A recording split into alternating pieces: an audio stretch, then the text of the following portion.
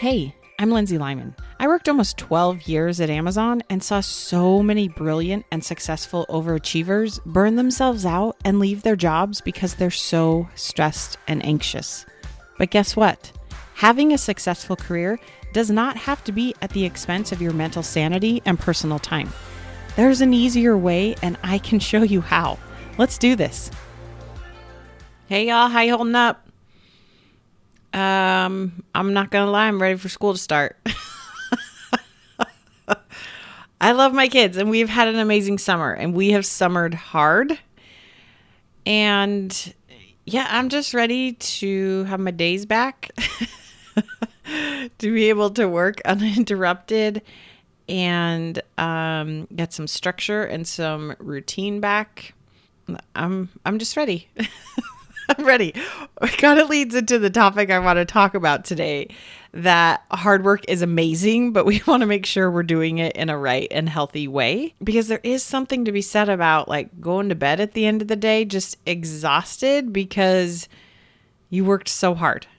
It just feels so good. I love that feeling. I love to work hard, almost to a detriment that like I realize I need to get better at stopping and taking a break and resting. But there's just something so fulfilling and satisfying, and I love the sense of accomplishment from working hard.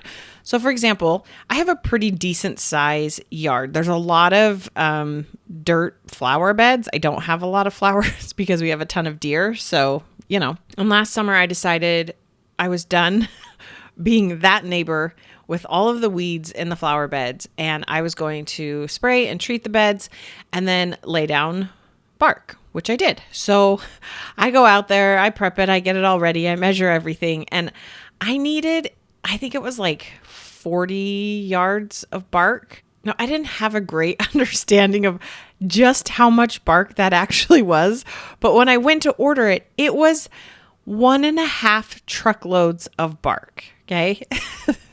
So imagine this.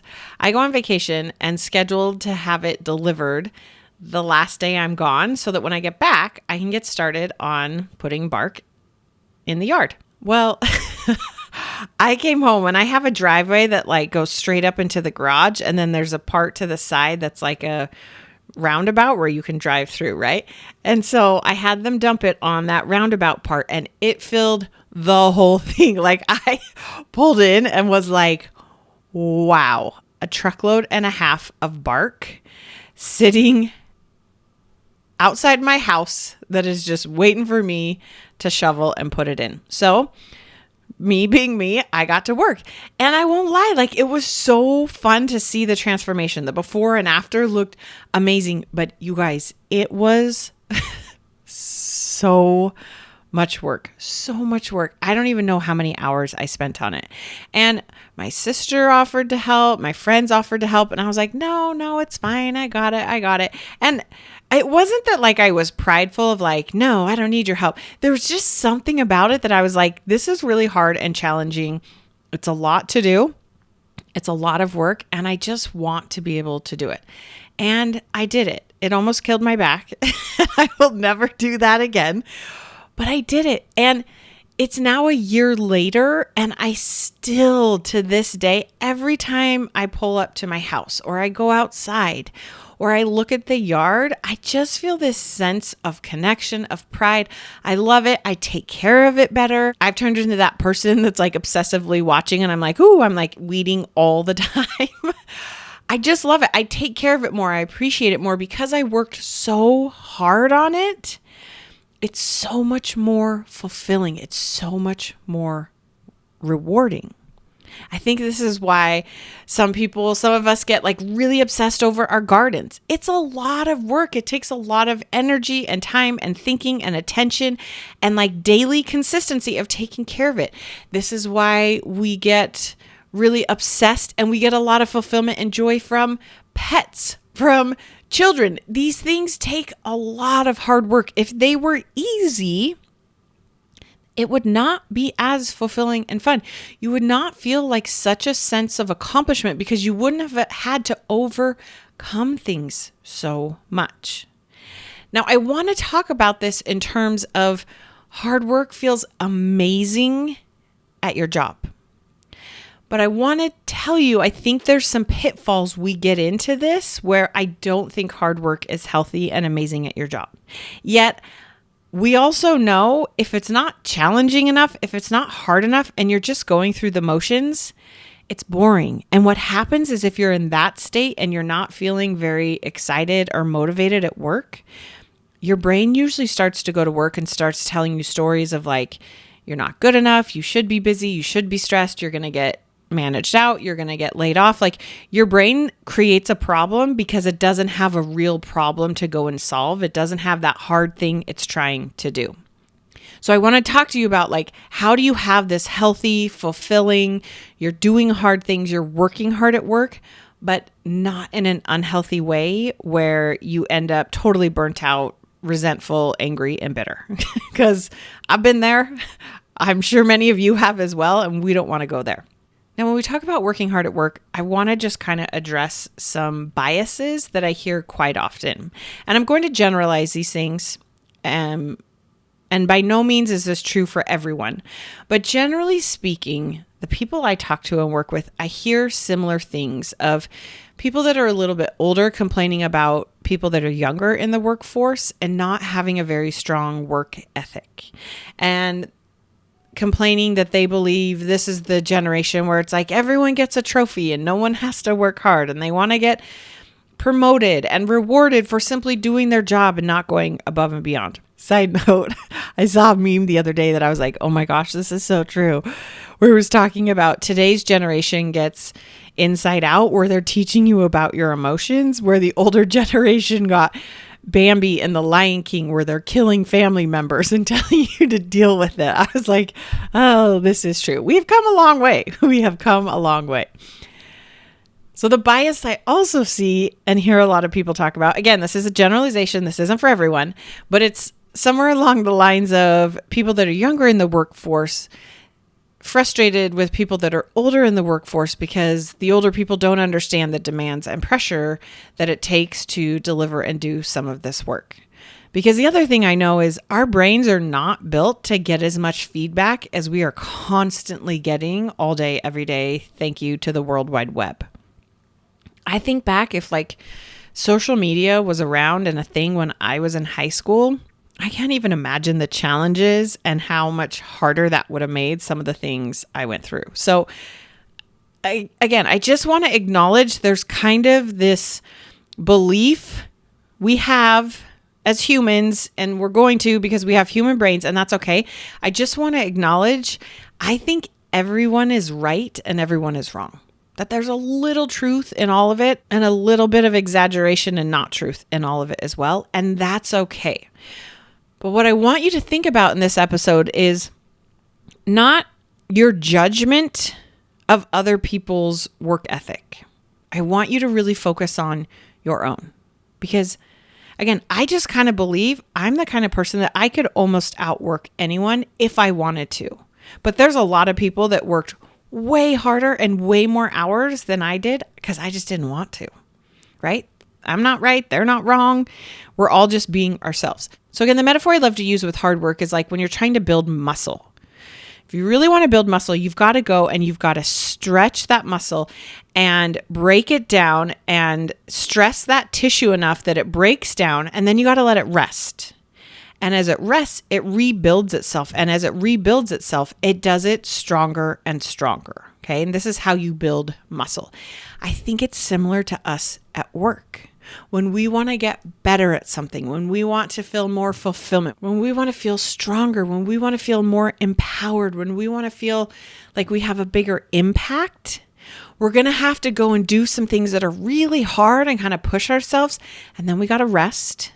And we're going to keep coming back and doing that. And that's how we get stronger. But there's 3 pitfalls I see us get into where working really hard at your job can become very unhealthy, in my opinion. So the first one is when you're working hard, but you don't have a specific goal in mind.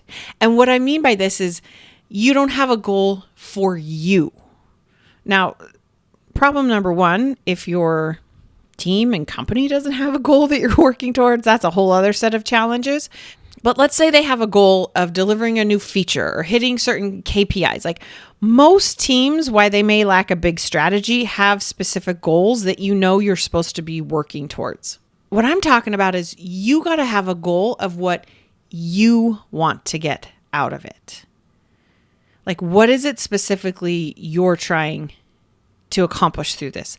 Maybe you want to learn a new skill. Maybe you want to just practice saying no. Maybe you're wanting to get FaceTime with leaders. You want to learn how to work with difficult people. You want to do something new. You want to practice failing. You want to find a way to make it fun. You want to find a way to deliver and work as little as possible. Like there's no wrong goal to have, but you got to know what is it that you're working towards. When I go back and think about my yard, my goal was to have all of my flower beds totally weed free and look well manicured, all of them. That was my goal. And I wanted to do it. I didn't want to hire it out or pay someone else to do it. Again, it's not this like, I'm going to change the world. There's like nothing fancy and crazy about it. It just sounded good to me. And I was like, yeah, that's what I want. You don't have to justify what you want, but you got to know what you want. You got to have a goal in mind. So when we're wanting to work hard at our job, you got to have a goal for you in the thing you're wanting to go and work hard for. The second pitfall I see with working hard at your job is what I call working really hard on fake work.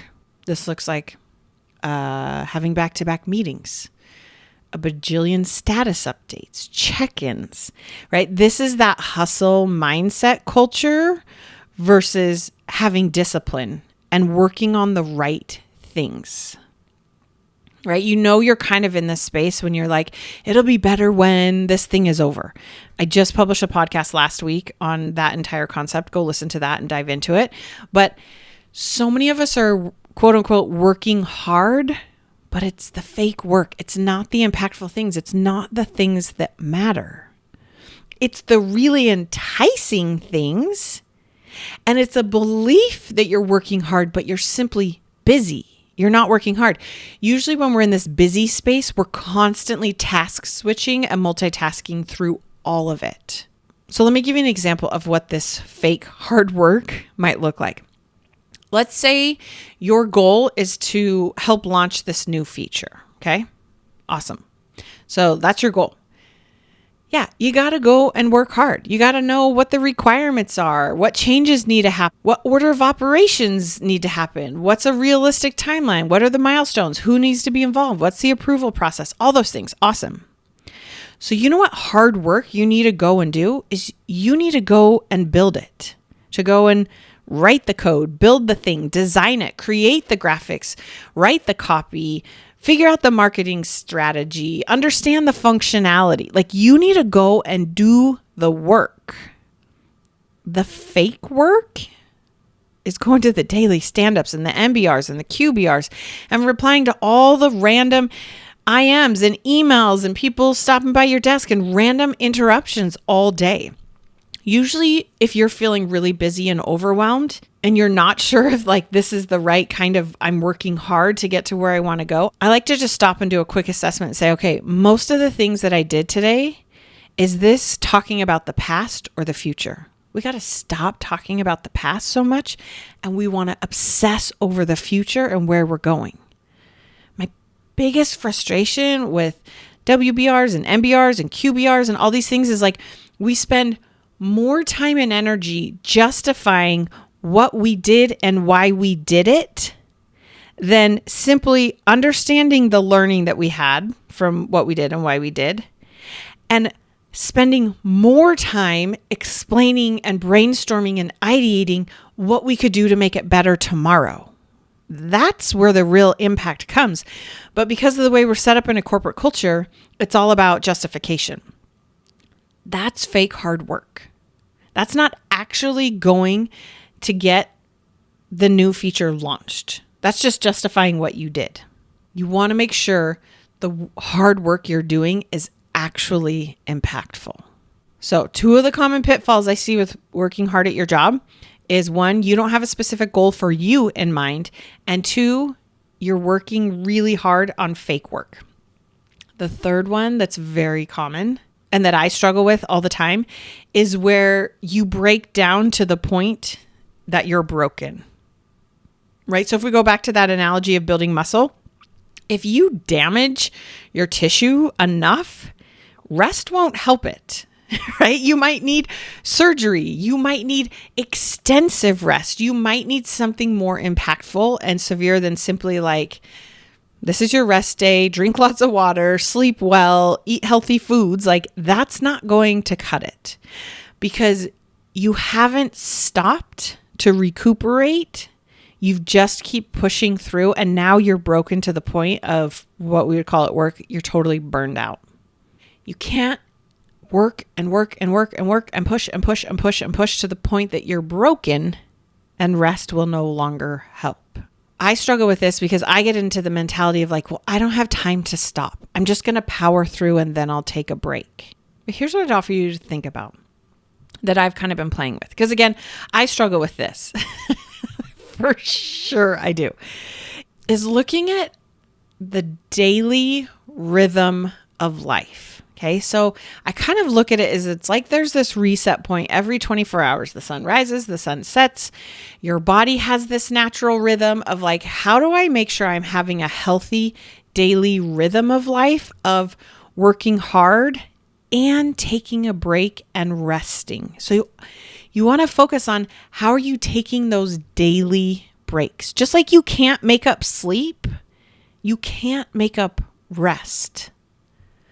Again, I really struggle with this. I am like an all or nothing. I've gone on vacations where I have literally sat on a beach for 10 to 12 hours a day for a week and done nothing else. And where I've also done things of like painted an entire condo in a weekend, multiple coats. Like I struggle with the balance, but I'm trying to focus on what's those daily breaks. You know, you might be struggling with this or falling into this trap if you feel really rushed and a lot of pressure to do the thing you want to do by a certain time. So you got to be taking these daily breaks. You got to know what daily breaks are for you. What I've learned is when we're just trying to focus on the rhythm of the day, they're not these big, fancy, time-consuming things.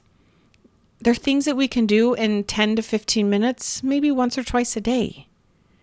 It's 10 or 15 minutes of silence, of fresh air, of human connection, of reading a good book, of creating something, of napping, like whatever you need to rest. But it's making sure you're giving yourself the space to work hard and to rest daily so that you're living that healthy daily rhythm and cycle. Because here's the thing. If you're listening to this and you're not in a space where you're completely burned out, you're willing to work hard. I know you are. You know how amazing it is. I want to make sure you're working towards something for you, that you're working on the right things and that you're resting along the way. Because I believe that's how you continue to get that sense of fulfillment, that sense of value, that sense of accomplishment and motivation. It's through working really hard and taking care of yourself along the way, saying no to the things that are not important, and resting in little increments as you get there. So when you get there, you're not just completely exhausted. All right, y'all, get out there, work hard, rest hard. You're amazing. You got this. We'll talk soon. If what you're learning from this podcast is helping, this is just the beginning. Each week, I offer a limited number of coffee chats so that you and I can connect one-on-one and talk specifically about what's going on for you. You'll leave this call feeling more hopeful and motivated, but I'm also going to teach you a few things to try right away to get unstuck. Space is very limited and these are free, so grab your spot before they're gone. Click the link in the show notes or go to lindsaylymancoaching.com/chat and sign up today. You got this.